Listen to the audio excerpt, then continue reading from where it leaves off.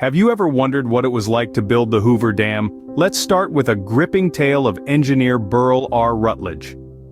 One afternoon, as the sun was beating down on the cliffs, Engineer Rutledge, a diligent worker from the Bureau of Reclamation, was conducting a routine inspection. He was examining a part of the cliff that had been freshly cleared of protruding rocks. As he leaned out a touch too far, his footing gave way, and he began to roll down the steep slope, tumbling towards the abyss below. A high scaler named Cowan was working about 25 feet beneath the spot from where Rutledge had started his fall. Alerted by Rutledge's muffled exclamation, Cowan looked up. His eyes widened in horror as he saw the engineer tumbling towards certain death. Cowan didn't hesitate. He pushed off from the wall, propelling himself through the air in a daring horizontal leap. As he swung back towards the cliff face, he reached out and snagged Rutledge's leg, stopping the engineer's fatal fall in its tracks. High scaler Arnold Parks, having witnessed the scene unfold, quickly swung over and pinned Rutledge's upper body against the canyon wall. Together, the two scalers held the shocked engineer in place until a line could be rigged to haul him back to safety. Their quick thinking and bravery had turned a near tragedy into a story of survival. These perilous working conditions were part of the everyday life for the men building the Hoover Dam. Their courage and determination were as monumental as the dam itself, a testament to the human spirit's ability to face and overcome the most daunting of challenges. This event was just one of the many challenges faced during the construction of the Hoover Dam. The tale of engineer Rutledge's near fall is not just a story of a close call, but a testament to the camaraderie, bravery, and resourcefulness of the men who built one of America's greatest engineering marvels. The Hoover Dam, an American adventure indeed.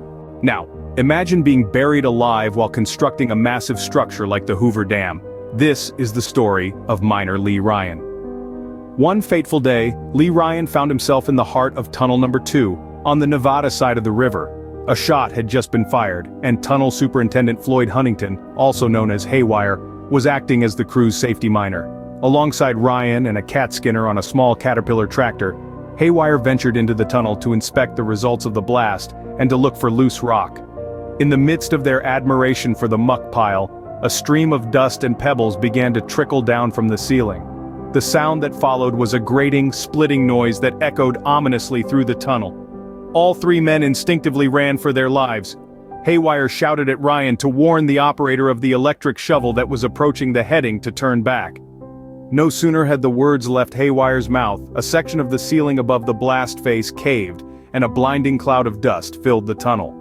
When the dust settled, the parked Caterpillar tractor was buried, and there was no sign of Ryan. Haywire and the cat skinner, presuming that Ryan had been buried, began a desperate excavation with their bare hands. The rest of the crew soon joined them, using shovels and pry bars in the frantic search for their buried comrade. Little did they know, Ryan had kept on running when Haywire and the cat skinner hit the floor. He had warned the electric shovel operator, grabbed a drink of water, and re-entered the tunnel to join the others in attacking the rock heap. After a few minutes of strenuous digging, he found himself working next to Haywire. "Who's buried?" he asked the sweating, grim-faced superintendent. Haywire stopped, stared, and in a voice that echoed through the tunnel almost as loudly as the booming cave-in had, bellowed, "You gosh darn it!" This story of Lee Ryan highlights the hazards faced by the workers of the Hoover Dam and their spirit of camaraderie. The Hoover Dam, an American adventure indeed, was built not just with concrete and steel, but with the courage and determination of men like Rutledge and Ryan. These stories of peril, quick thinking, and daring rescue encapsulate the essence of the dam's construction. The workers faced not only the relentless grind of manual labor, but the very real threat of accidents and fatalities. Yet, they pushed on, driven by an unwavering spirit of teamwork and determination. Rutledge, an engineer, was saved from a deadly fall by the swift actions of high scalers Cowan and Parks. Miner Lee Ryan, after outrunning a tunnel collapse, returned to help dig through the rubble, unknowingly joining the search for himself. These tales underscore the enormous risks taken by the workers, their incredible resilience, and their unwavering commitment to the task at hand. The Hoover Dam stands today as a testament to these brave men, and their stories continue to inspire us.